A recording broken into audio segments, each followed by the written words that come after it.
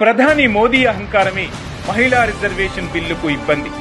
543 స్థానాలు మహిళలకు కేటాయించి బిల్లు తెచ్చినా వెంటనే మద్దతిస్తాం. 2029 ఎన్నికల వరకు ఆగకుండా యూపీ ఎన్నికల్లోనే అమలు చేయాలి. మహిళా రిజర్వేషన్ బిల్లు, డీలిమిటేషన్ బిల్లుపై సంచలన వ్యాఖ్యలు చేసిన సీఎం రేవంత్. డీలిమిటేషన్ బిల్లును మహిళా రిజర్వేషన్ బిల్లును కలిపి తేవడం సరికాదని వ్యాఖ్య. మహిళా రిజర్వేషన్లకు కాంగ్రెస్ పార్టీ కట్టుబడి ఉందని స్పష్టీకరణ.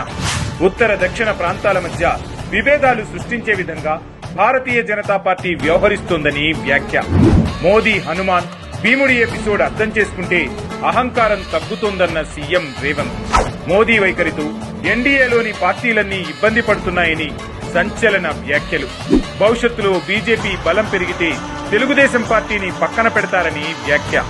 దేశ రాజకీయాల్లో ప్రకంపనలు రేపుతున్న సీఎం రేవంత్ రెడ్డి వ్యాఖ్యలు.